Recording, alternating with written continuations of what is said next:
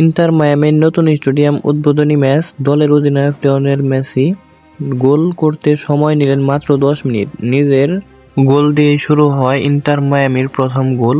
যদিও জয়ের হাসি নিয়ে ম্যাচটি শেষ করতে পারেনি তার দল।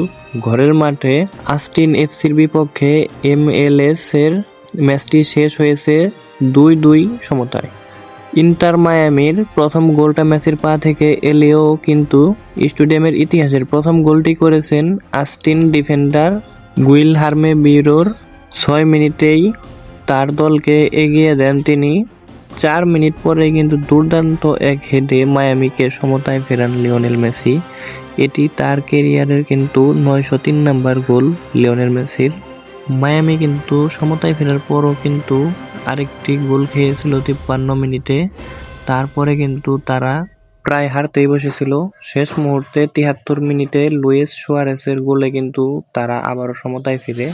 এভাবেই তারা ম্যাচটি 2-2 সমতায় ড্র করে। জেতা হয়নি ইন্টার মায়ামির।